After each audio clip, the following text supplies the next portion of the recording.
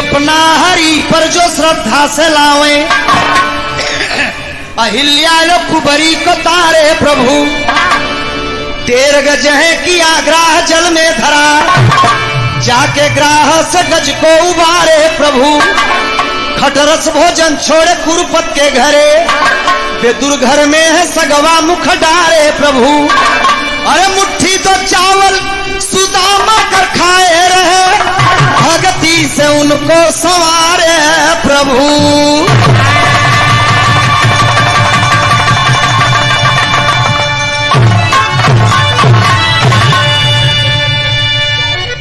एक समय लक्ष्मी अहंकार में चूर हैं, क्षीर सागर में कहें कि विष्णु भगवान से कि सबसे बड़ी हमसे बड़ी कोई औरत दुनिया में।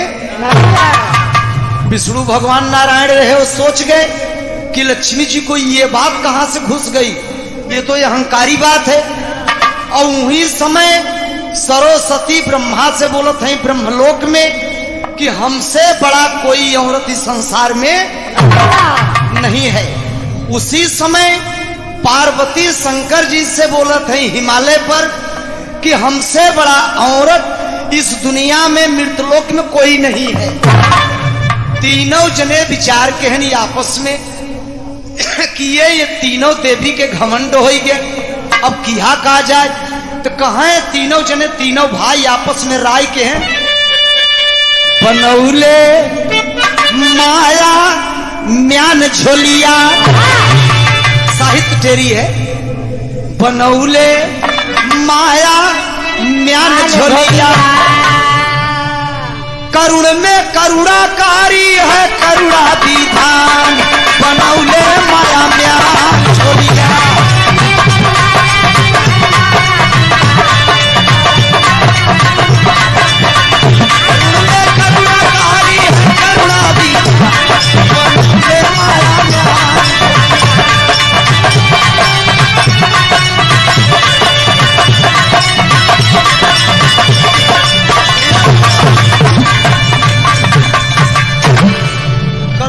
करुणाकारी है करुणा विधान, बनौले माया म्यान झोलिया। तीनों जने विचार केहन कहे एक काम करा, ये तीनों हमारे सबके मेहरारू का ये अहंकार टूटे कैसे। दुनिया में ऐसा औरत बा के तब विष्णु भगवान कहन कि ये कई औरत बा कि तीनों देवी के घमंड टूटे नहीं बकिया टूटे मान कर कहे के कहे यत्री मुनि की औरत सती अनसुईया, यत्री मुनि की औरत सती अनसुईया, ये वो नहीं के औरत है कि तीनों देवी के घमंड तोड़े बकिया केहू की शक्ति। तो तीनों जने विचार करते हैं कि चली वही भिखारी बन के वो हरे चला जाए। तो तर्ज बा बिरहा में कोनो माई बहन गाए रहे कि एक बात मेरी सजनी, एक बात मेरी सजनी, कठियाला चुनरिया में,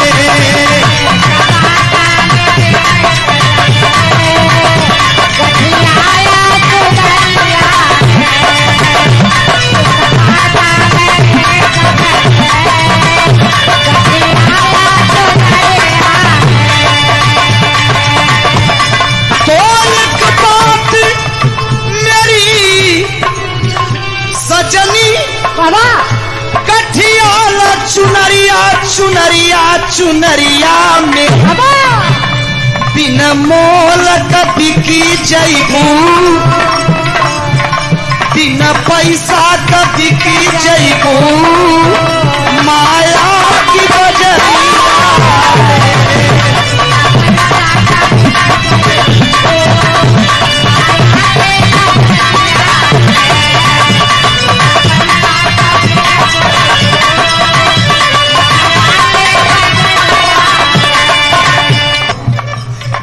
जोगी तीनों देवा, बन के जोगी तीनों देवा, चले मुनि के बखरिया को,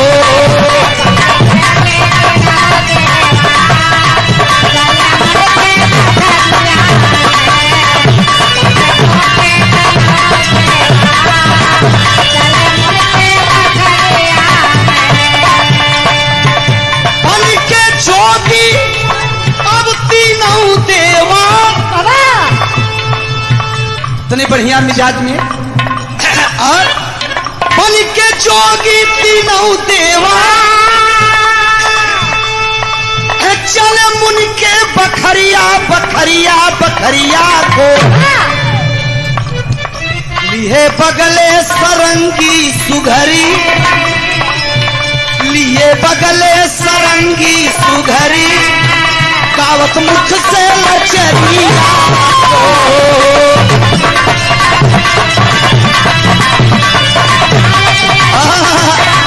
जय हो।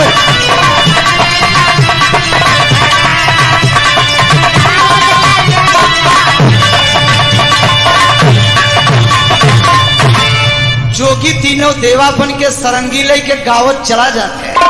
कहाँ जाते हैं? ब्रह्मा ब्रह्मलोक से, विष्णु क्षीर सागर से और भोलेनाथ कैलाश पर्वत पर से। और तीनों देवी को नहीं बताए कि हम कहाँ जा रहे हैं। और जोगी बन करके चल दिए यत्री मुनि के मकान। और जब यत्री मुनि के घर जाते हैं कि जब हम लोग वहां चलत थे गर्जी लागे थे सभे आई है। अगर तू मास्टर ये तुहार बोहनी बढ़िया हो गई, तू भजन बढ़िया कह रहे। हाँ बहुत पैसा तू लोग दिया तू लोग ले ला। गवैया 10,000 में न फंसाए तो 10 में कैसे फंसाए ये तो हम जानी थे। और जब चल दिए तीनों जने जोगी बन के जब चलत हैं तिया सोर ठीक तर्ज लगे था बाबू। राजा भाई तर्ज चला उज्जैन नगर से। राजा भरथरी विक्रमादित्य 2 भाई रहे और एक भाई तो घर गृहस्थी में देखे, लेकिन एक भाई बैराग के लिए जब राजा भरथरी कुछ दिन के बाद जब भिक्षा मांगे गए तो लोग गावत हैं कौने करनवा जोगिया जोगवा रमौले तनी कैसे बाबू।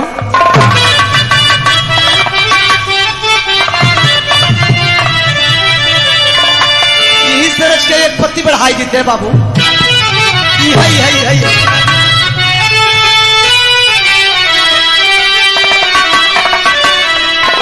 कहे कौने करनवा जोगिया पानी गैला जोगिया रे पानी गैला जोगिया बोला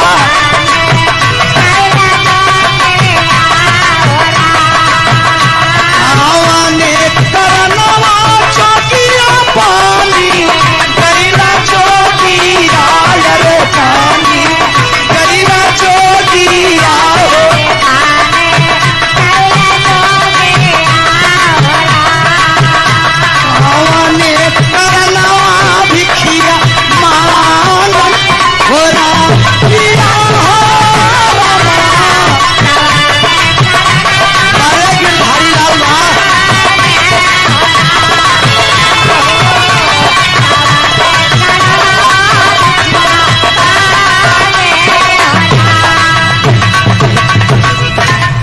कौने करनवा जोगिया श्याम देवी पूछे रहे तो यही के लोग ओम प्रकाश भैया गाँव रच के बदल के कि रूनु का झुनु का जोगिया आवा ले निभावाना रे आवा ले निभावाना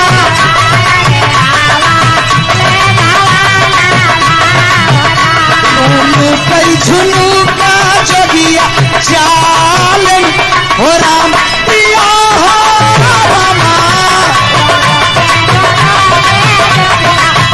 अरे कोई भैया बाबा हाय हमारे में पाची बा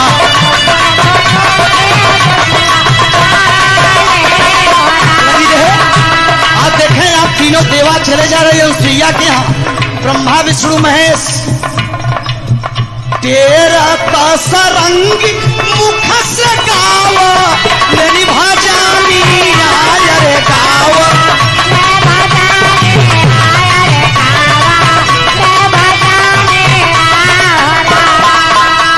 धीरे धीरे पहुँच गए मकान हो राम राम हो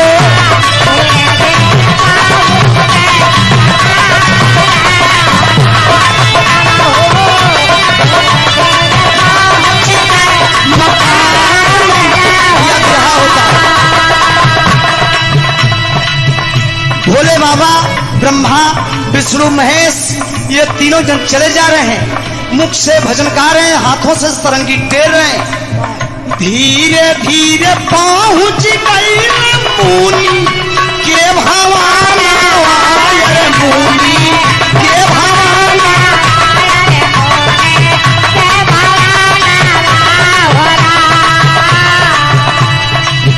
मुख से तो बोला ले जबान हो राम राम हो।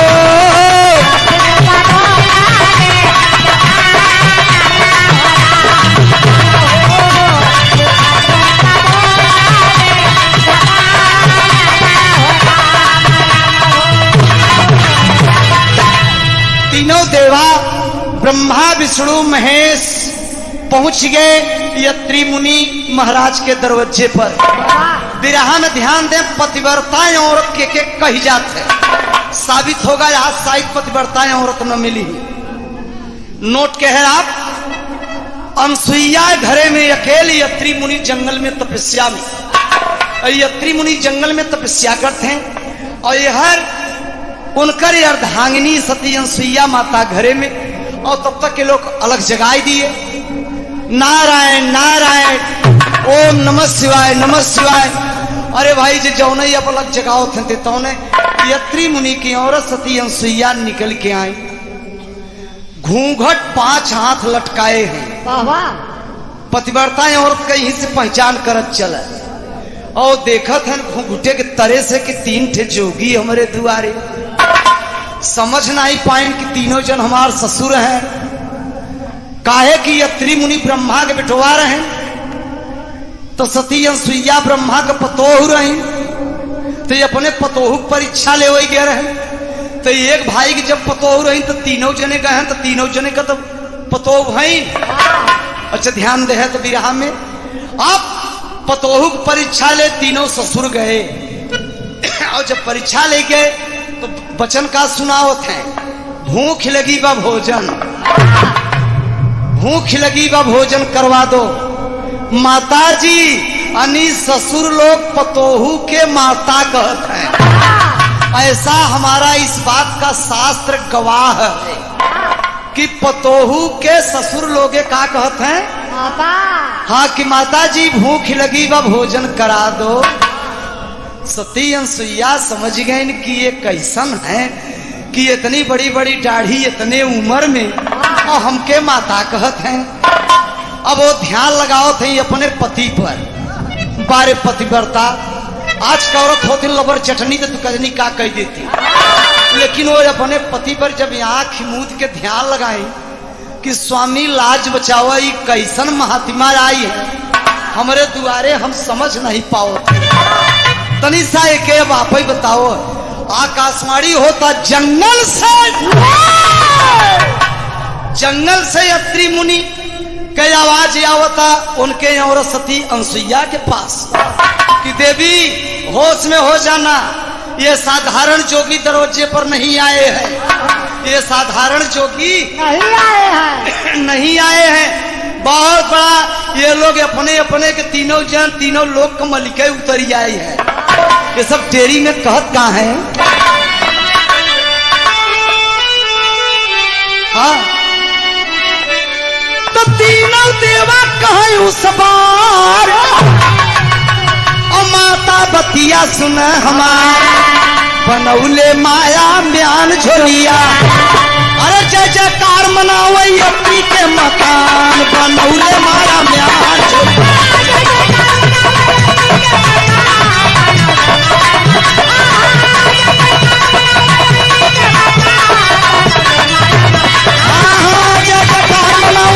के मकान बनौले माया।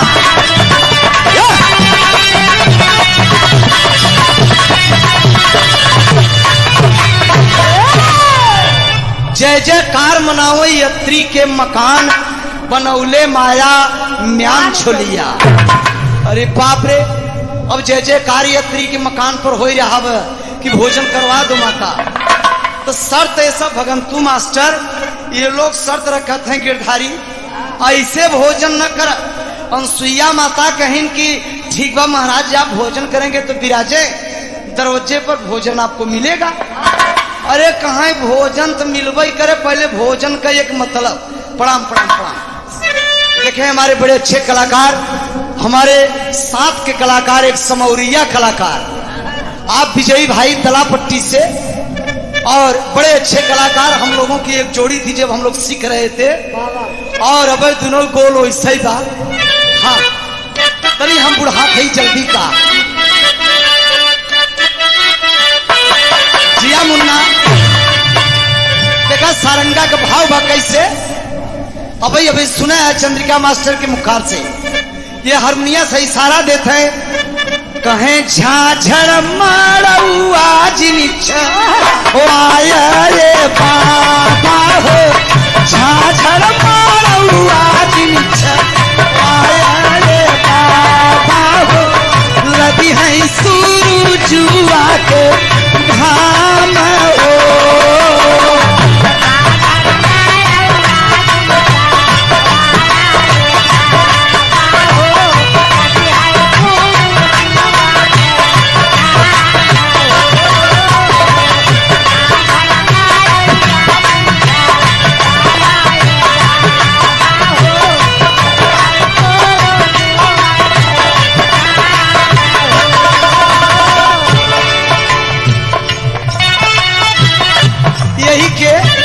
हैदर अली उस्ताद मर गए, दुनिया में अब नहीं है, दुनिया छोड़ दिए, लेकिन बिरहा के एक रत्न कलाकार रहे, मुस्लिम परिवार में उनका जन्म हुआ था, वही है सारंगा के बगल के गाय रहे।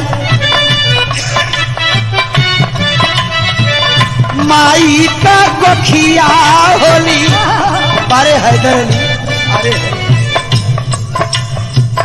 माई का गोखिया होली कोहरा कयौआ हो, माई का गोखिया होली कोहरा कयौआ हो, बाबू कहीं मगिर पहाड़ हो।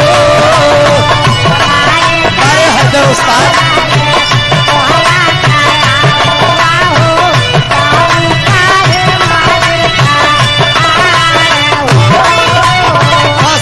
माई कहें बिटिया नियरे बियहब, बाबू कहें बड़ी दूर हो।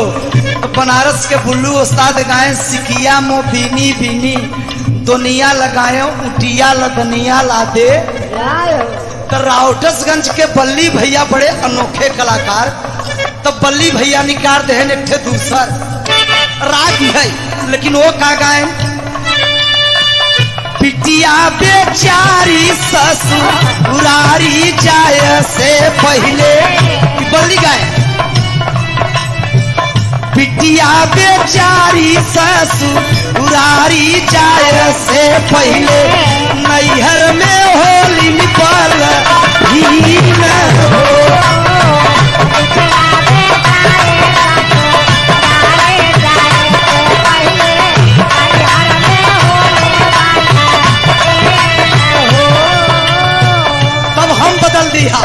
देखा हमारे यहाँ इशारा दिया पूरे देश के बिटियन पर,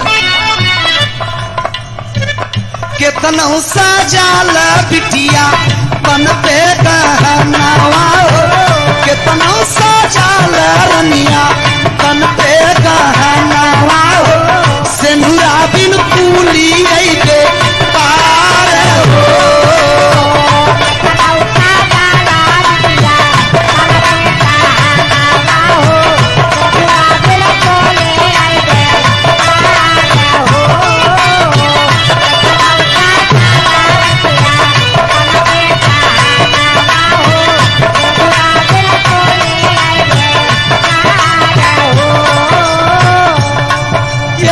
भाव रहा, लेकिन तीनों देवा का करते हैं।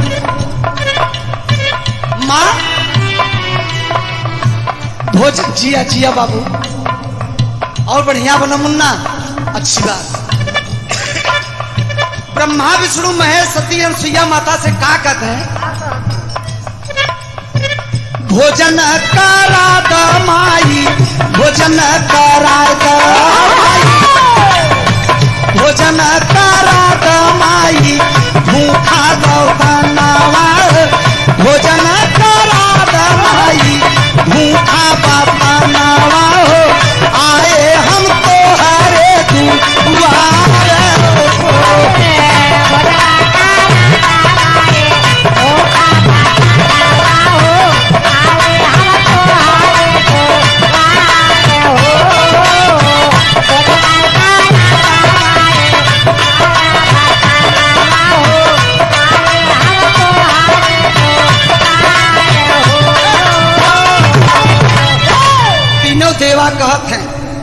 तनवा का छोड़ा माता तू अपने बसनवा कपड़ा अपन तनवा का छोड़ा माता अपने बसनवा अरे भोजन तैयार कर अपने अंगनवा देखो कि है कपड़ा न रहे और नंगई खियावा माई नंगई खियावा नंगई करावा माई हमके भोजनवा नंगई खियावा माई हमके भोजनवा आए हमको हरे दुआर हो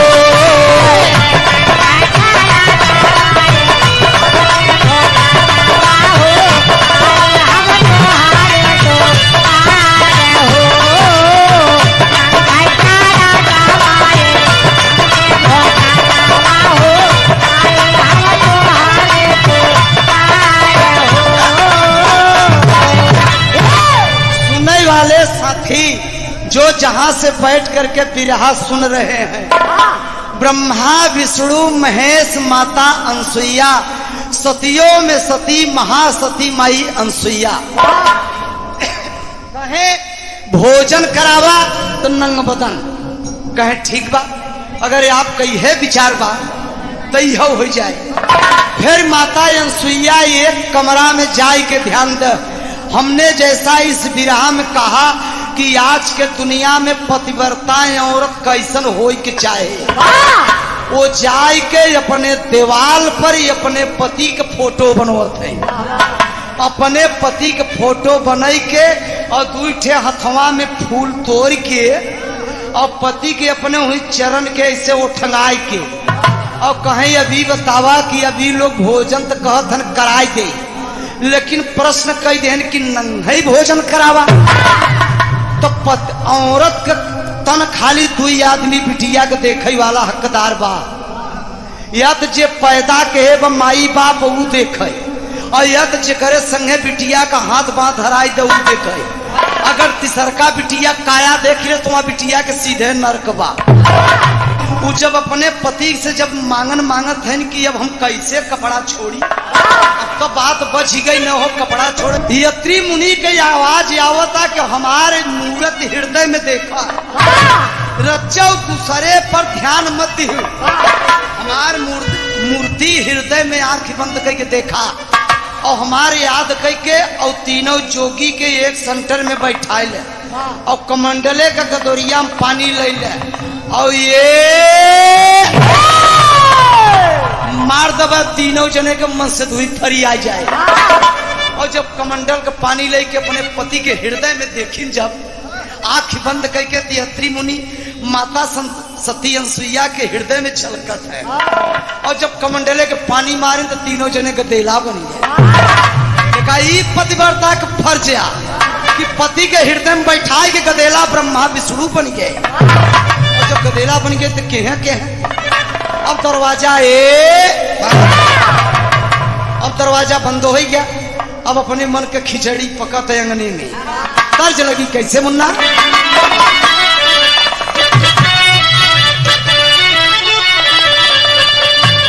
कहे पतराईला जी के अरे पातरी बात का मारिया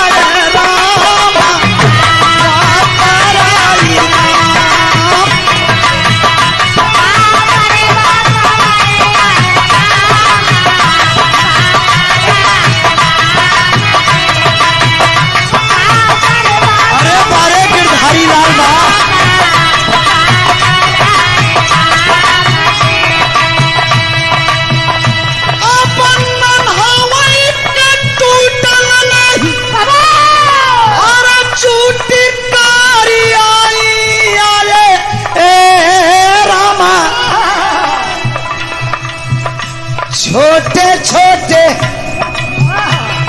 भक्ति माई के छोटे छोटे हथवा में छोटा की धनुइया रे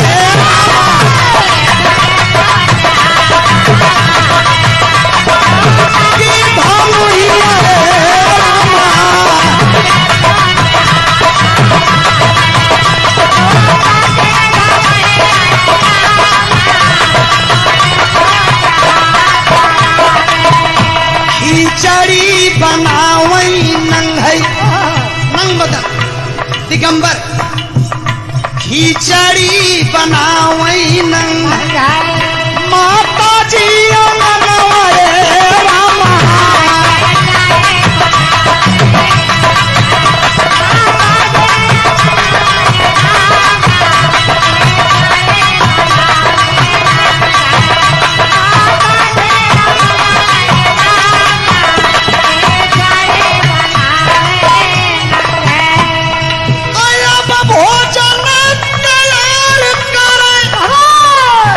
भोजन तैयार बा खिचड़ी अरे भोजन तैयार करे अरे माता जी अंगनवाए रामा चल जीवनार कैला चल जीवनार कैला बाबा जी अंगनवाए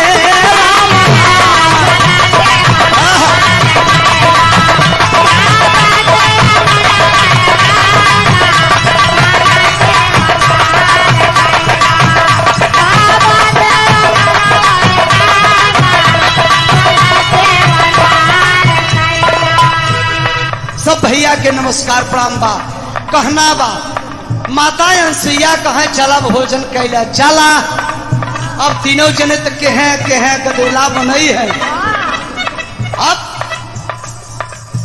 अब एकदम नंग बता है दरवाजा चारों कैथी बंद बा कहे चला तुम्हारी है इच्छा रहा न कि नंगाई भोजन करावत चला जब भोजन बन गया कहे चला खा चला खाते जने ओहर छटकत है जने ओहर जने सिया पकड़ा थे कहा अमर छटका आव हाँ वो चला खाई लेते यहाँ तजबा बड़ी पुरान ये माई बहन कोनो बिटिया के शादी भरा चंद्रिका मुन्ना तो ओके चढ़ाव पर कंगन गढ़ा तो कंगन हो गया छोट तो कैसो हाथे में लोग चढ़ा दी वो जब ये औरत के बियाह बिटिया के अपने ससुरे गए तो अपने सासू से कहता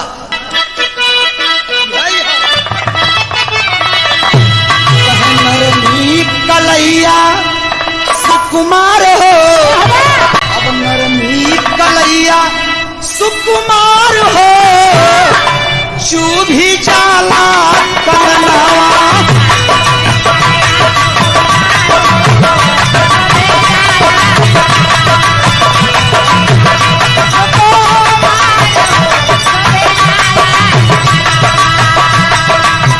ये भाव रहा और सीएम आई कहते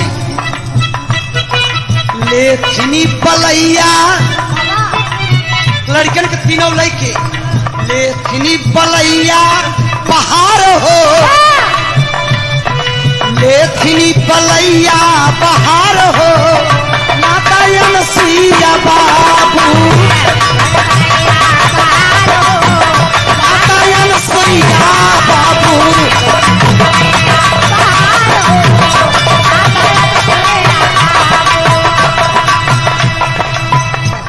कैसे लेखनी पलैया पहाड़ हो अरे लेखनी पलैया पहाड़ हो अनसुईया भवानी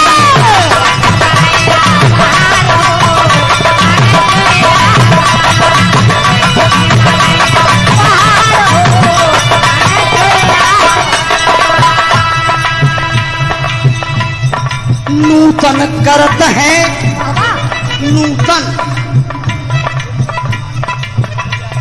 ये नूतन माने का होते शिवराज नूतन करत हैं तीनों देवता ये नूतन माने जानत है नूतन करत हैं नूतन बारे रामधार दादा के लेखनी नूतन करत हैं खेलत तीनों देवा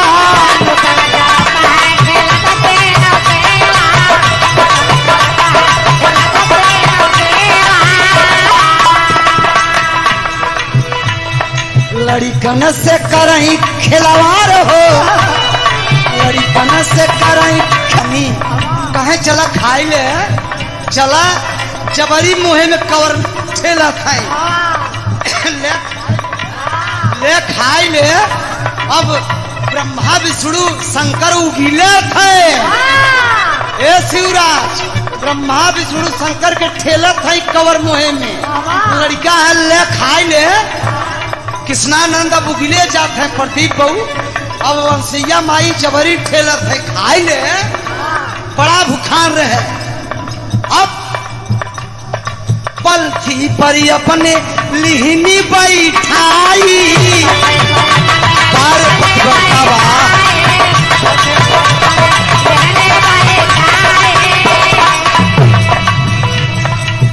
तीनों के देलन के अपने नंग बदन हो के माई अंसैया अपने अंगने में और पलथी पे बैठा थे। क्या बात है।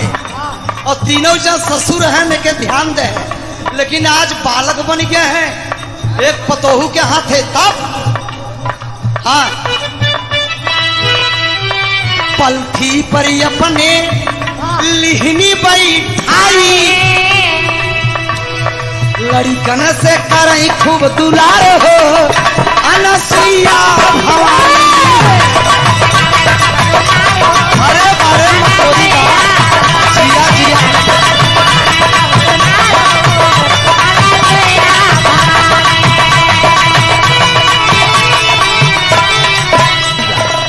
लड़कन से करली दुलार हो अनसुईया भवानी।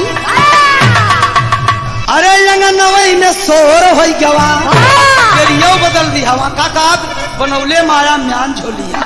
अब देख अंगनवई में सोर हो गवा माई कोरा लैके करने लगी किलो अंगनवई में सोर।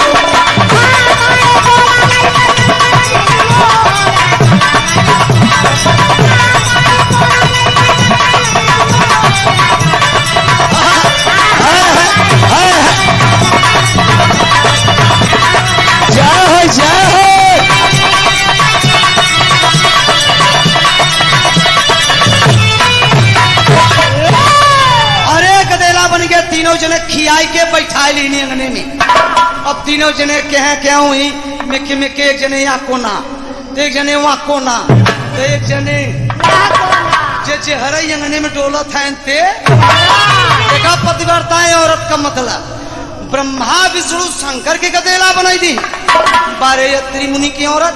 अब तीनों जने अंगने मुही अब के हैं करतन जाए के दरवाजा बंद बा। देव ऋषि नारद के पता चल गया। देव ऋषि नारद के पता चल गया कहा पिता अरे ते अच्छा खेला कह दे। तो पहले पहुंचे नहीं अपने माई के लगे। देव ऋषि नारद पहले पहुंचे अपने माई के लगे। कहे माता जी कहे का भा कहे पिताजी गदेला बन गया है। अब देखा बेटवा सनेश देथन बापे कर। कहे माता जी ब्रह्मानी से यानी सरस्वती से। कहे पिताजी गदेला बन गए। कहे कहाँ कहे यत्री मुनि की औरत सती अंसुईया। अरे बड़की भौजी गदेला बनाई दे बड़ा मेरे बप्पा रे। कहे हाँ।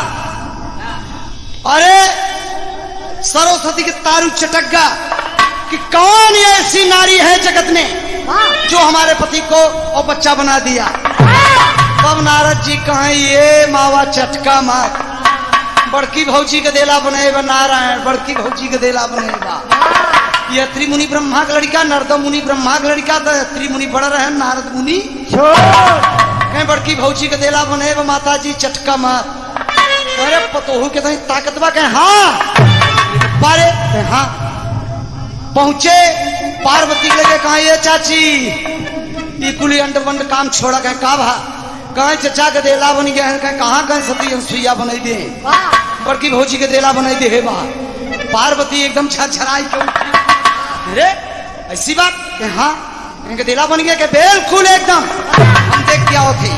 और से खबर दे के और पहुंचे क्षीर सागर में देव ऋषि नारद लक्ष्मी जी के पास। कहे लक्ष्मी अरे तू चाची आओ घबरा जी। अब चचा हरण के पहले पकड़ा। कहीं काबा कहीं का देला बन गए।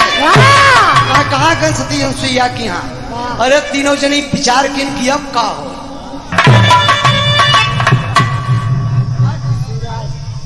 शिवराज ये क्यों रुपए का पुरस्कार हमारे छोटे अनुजाब शिवराज यादव की तरफ से याद रहे मुन्ना सगर समाज को प्रणाम करताल दो।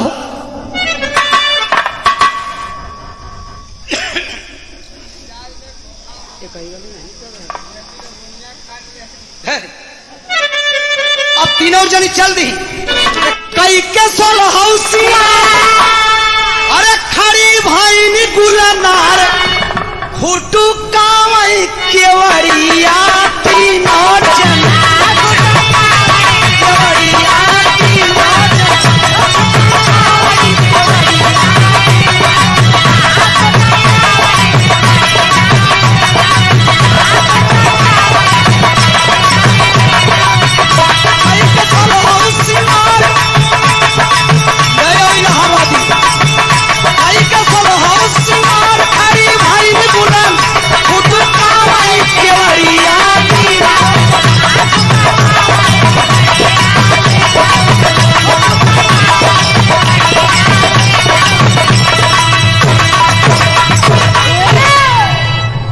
के सोलह सिंगार खड़ी भाई गुलनार तीनों जनी लक्ष्मी सरस्वती और पार्वती और चल दी सती अनसुईया की यहाँ और दुआरी के पहुंचते हैं 1 2 3 अनसुईया खोल केवाड़ी।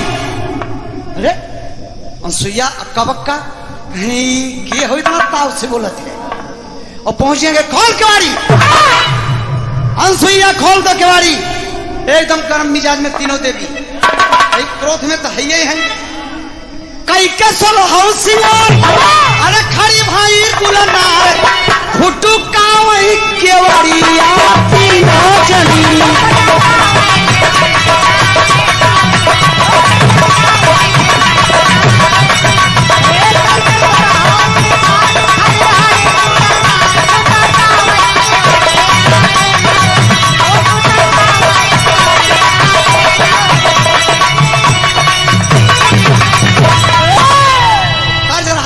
हैदर उस्ताद गाए रहे महाभारत के कैसेट में कि हमसे किए रहा वादा अरे कहाँ गया भीम दादा तुम्हारी सेना लसी करिया कहाँ गई वो तज है कई कसम हौसियार हरी भाई गुलनार फुटू कावई केवड़िया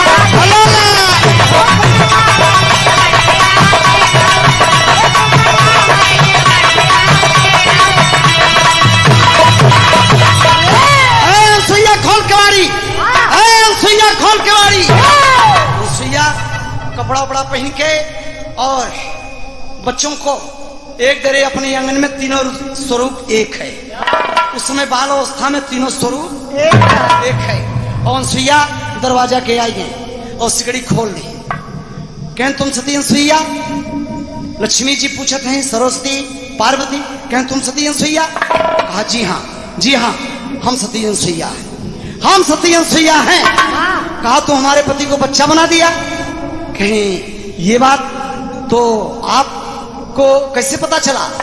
कहें देव ऋषि नारद जाके बताए कि तुम आज हफ्तों से हमारे पति को गधेला बना करके अपने अंगने में गुलजार कर रही हो तुम पतिव्रता नहीं हो। सती अनसुईया कहें दीदी हरे चटका जी आवा अंगने में आवा अंगने में आवा तो हम बताइए और कहीं आवा अंगने में तीनों जन घुसा था तुम पतिव्रता हो। पार्वती कहे हाँ हम पतिव्रता है। कहे अच्छा अरे बारे माता पार्वती तू पतिव्रता हो। हाँ कहीं आवा उन्होंने ले आएगी। लक्ष्मी जी की कहे आप कहे हम क्षीर सागर के रहो। लक्ष्मी जी कहे ओ आवा पतिव्रता हो। कहे हाँ कहे आवा तू हूँ। सरस्वती से कहे आप ब्रह्मानी हो ब्रह्मलोक में विराजमान। कहे हाँ कहे तू पतिव्रता हो। कहे बस हम सृष्टि के रचयिता कलाओं के हो जानित नहीं। कहे तू हूँ आवा तीनों जनी आवा और उलियाए में तीनों जने के और दरवाजा बंद होता है कहे चलाने नहीं आवा तनिया तीनों जने लड़का है। यदि तू लोग पतिव्रता हो तो अपन चिन्ह लड़की चिन्ह आदमी यदि तुम पतिव्रता हो तो चीन लो। तुम कह रही हो कि तुम गलत हो तुम पतिव्रता हो तुम आधिव्रता हो तुम अपना पति चिन्ह हो। अरे बाप रे अनसुईया गरम है कृष्णा ने एकदम अनसुईया गरम है।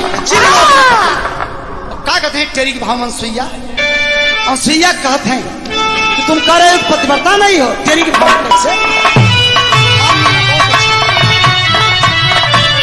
तेरी तो अनसुईया कहे बात फटकार अपन चिन्ह भतार हो। अनसुईया कहते हैं अरे तू हमके कहते हो पतिव्रता नहीं बात, अरे मुड़े में पार भी ले बात, अरे मोरे पप्पा रे, अरे चलो हमारी कोई हवा चली सरकी तेरी, अरे चलो हमारी कोई हवा चली, अरे यान के भतार संग न सपने में सोवैया चलो हमारी कोई हवा चली।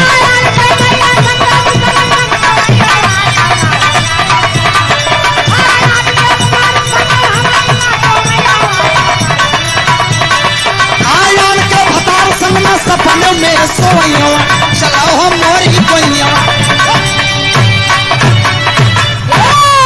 दिया लाल बहादुर यादव आप पुरजागी से, हाँ प्रणाम है टकसारी पर, हाँ समझ गए, नमस्ते। अरे अनसुईया का तुम क्या समझ रही हो, आन के भतार संग न हम सपनों में सोवैया, तुम पतिव्रता और समझ रही हो सती अनसुईया को ना, आन के भतार संग न सपनों में सोवैया चलो हो मोरी गोइया चली। अरे पप्पा रे कहीं आई हो यहाँ पर पति चीने, आई हो अपन पति चीने चिन्हा चक पतिव्रता हो आई हो बड़का अठन्नी बट्टी गुल्ली लगाई के पूरा एड़ी भर कुकनी लगाई, अरे चलो हमारी बइया चली, अरे रंगना एड़ी भर भर लगाई लिया लुपैया चलो हमारी बइया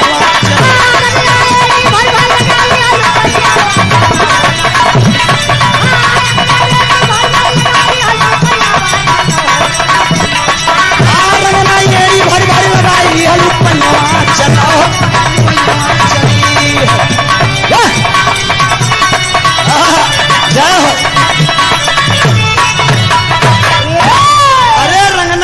भर भर लगाई ली हूँ पैया पूरा एड़ा रंग के आई हो कहत हो पतिव्रता पतिव्रता पतिव्रता हो तो चिन्ह रचे अपना फरियाद जब चिन्हता ही ना हो तो का जानी तू पतिव्रता हो।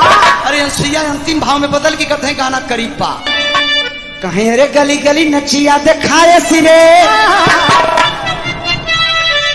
नैनी ताल कनटिनिया कभों कभों के बदल देते हैं। चंद्रिका मुन्ना रहने से कुल बड़ा गवान बा सुपुनखा लगाई गावत रे कहे कुलावा में हाय हाय कुलावा में पगड़ी डुबवल सिरे कुला बोरानी पिटियावा सुपुनखा अपने कुल के पगड़ी डुबाई दे। कभों कभों ऐसो गावा जात रहा और कभों कभों रचका युग के अरे घुमाई के गोरी मारे जिन करे जावई पे पा ना घुमा दे गोरी महाराजी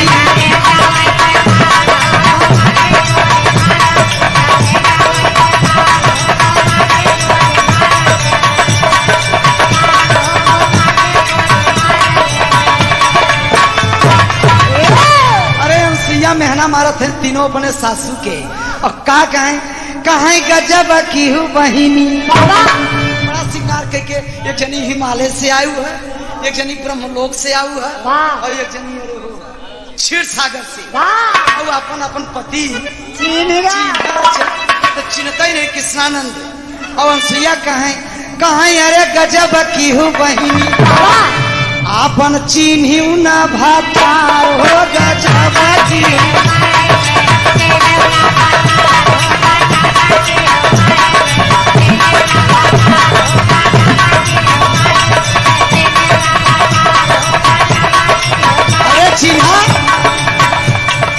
बड़की पति बरता बन के बहुत अच्छी मुन्ना बड़की पति बरता बन के अवलू भावनावा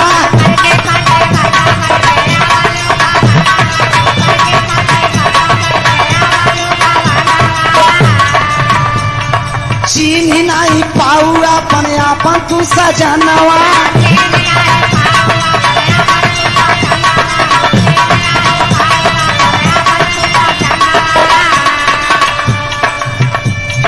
दुनिया में चर्चा अब भारी बा तोहार हो गजब की हुई चिन्ह न भतार हो गजब अरे भतार चिन्ह भतार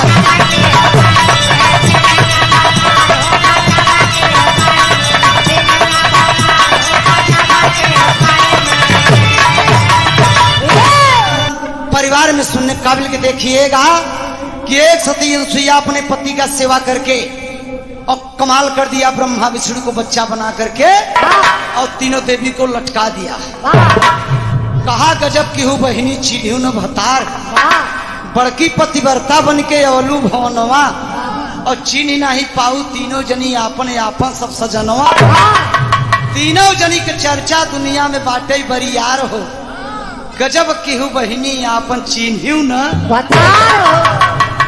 तब तीनों जनी लजाई के और अनसुईया के चरण पे गिर गए, अनसुईया के चरण पे गिर गए। तीनों जनी कहे क्षमा कह दिया, अब क्षमा कह दिया और हमारे सबका पति दे दिया। पार्वती कहे हम ऐसे चिंता में उठाए ले हो सकते जिठौथे कन हाथ पकड़ ले, कई रूप में है पता लगा, मकोए के पकड़ ले, भगंतुक पकड़ ले, गिरधारी मास्टर चंद्रिका सत्यनारायण भैया बाबू साहब का कही कि हो पकड़ाई गए, कहीं हम लोग हार गए और हमारे सबका पति दे दिया।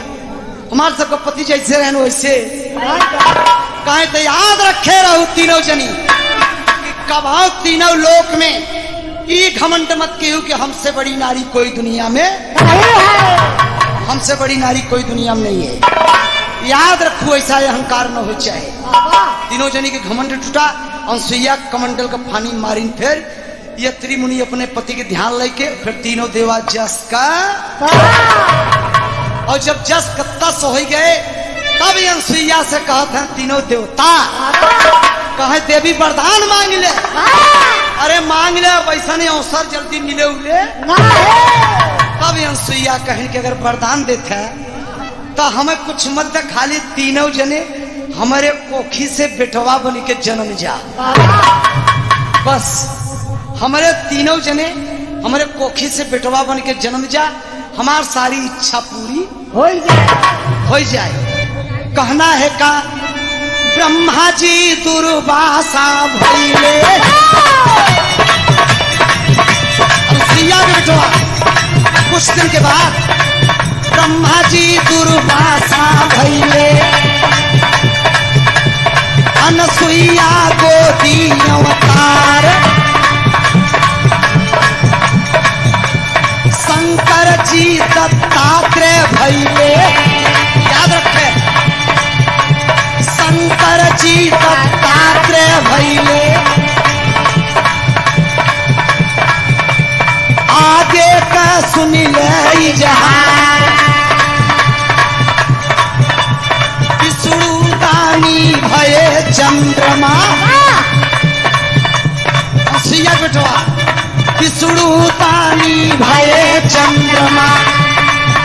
अनसुईया बेटवा सुलिंदर भैया, शंकर जी दत्तात्रेय, अनसुईया बेटवा ब्रह्मा जी दुर्वासा भय। याद रखे दुई बेटवा और तिसरका के जन्मता विष्णु दानी त चंद्रमा भइले, सारी जगत करई ओ जियार, तीनों देवा खेलन लागे, तीनों देवा खेलन लागे, लिख के बाबू रामा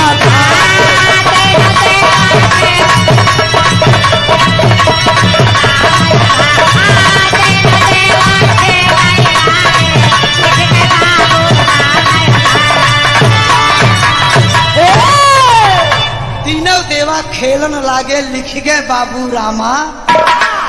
तो रामाधार कहे ललकार, तो रामाधार कहे ललकार, और तीनों जन बन के जन्म सुकुमार।